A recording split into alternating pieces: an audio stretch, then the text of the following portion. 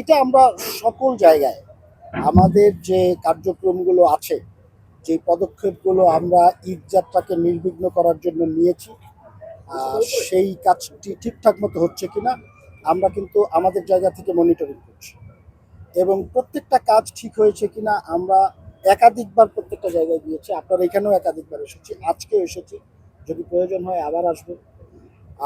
সেই আমাদের যে পরিকল্পনাগুলো ফাংশন করছে কিনা সেই মনিটরিং এর অংশ হিসেবেই আমরা আমাদের মতো করে খোঁজখবর নিয়েছি, এবং আমরা দেখেছি যে মাঝে মাঝে কিছু ওই যে টিকিট 10 টাকা বেশি নেওয়া হয়। আমি যখন নিশ্চিত হওয়ার পরেই আমি তার সাথে কথা বলেছি এবং আপনাদের সামনেই কথা বলেছি। তো অব্যবস্থাপনা কিছু জায়গায় তৈরি হয় না, যে তা না। আমরা আমাদের জায়গা থেকে সর্বোচ্চ চেষ্টা করছি এবং আপনাদের সামনেই ব্যবস্থা নেওয়া হয়েছে। আশা করি ছোটোখাটো কোনো ত্রুটিও আমাদের নজর এড়ানোর কথা না। তারপরও আপনাদের কাছেও আহ্বান করব, আপনারা যেন বিষয়গুলোকে আপনারাও আমাদেরকে সাথে থাকেন এবং সহযোগিতা করেন। আমরা যে পদক্ষেপগুলো নিয়েছি, আপনারা দেখছেন যাত্রীরা বাস থেকে নেমে আগে ফেরিতে উঠছে, খালি বাসগুলো উঠছে। এই কাজটি করা আমাদের জন্য অনেক কঠিন ছিল, কারণ অনেকেই আপনারা ওই বাস থেকে নামতে চায় না। কিছু মানুষ অসুস্থ থাকে, তাদের জন্য একটা সমস্যা, আবার বৃষ্টি হলে একটু সমস্যা হয়। তারপরও জনগণ খুব ভালোভাবে সহযোগিতা করছে। আপনাদের মাধ্যমে আমরা যে আহ্বান জানিয়েছিলাম, সরকারকে সহযোগিতা করছে।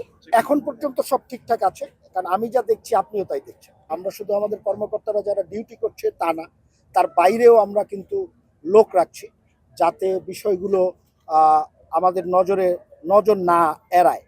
তো সুতরাং এই জিনিসটি আমাদের অব্যাহত থাকবে, এবং আমি সকল কর্মকর্তাদের উদ্দেশ্যে আগেও বলেছি যে ন্যূনতম অব্যবস্থাপনা যদি কোথাও দেখা যায়, তাহলে সবাইকে ওই বিভাগের ওই স্টেশনের যিনি হেড থাকবেন তাকে সহ সংশ্লিষ্ট যারা আছেন তাদের সবাইকে দায়ভার নিতে হবে। এবং আমি আবারও আপনাদের মাধ্যমে জনগণকে আহ্বান করব, আপনারা আমাদেরকে সহযোগিতা করুন, রাষ্ট্রীয় যে নিয়মগুলো আছে সেগুলো মেনে চলেন। আপনারা সবাই মিলে ঈদ যাত্রাটাকে নিরাপদ করতে পারবো ইনশাআল্লাহ। আমরা পুরো নৌ যে ব্যবস্থাপনাটা আছে পরিবহনের, পণ্য এবং যাত্রী পরিবহন সেবা, সেটিকে আমরা আধুনিকায়ন করার চেষ্টা করছি, এবং সেই জায়গাটিকে আমরা একেবারে নিরাপদ এবং সবার জন্য একটা স্বস্তির পরিবেশ তৈরি করার চেষ্টা করছি। এটা ঈদের সময় যেভাবে আপনারা এখন পর্যন্ত সন্তুষ্টি প্রকাশ করছেন, ঈদের পরেও সেটি করবেন আশা করি। আমরাও চেষ্টা করব, আপনাদের সহযোগিতা ইনশাল্লাহ আমাদের সাথে থাকবে।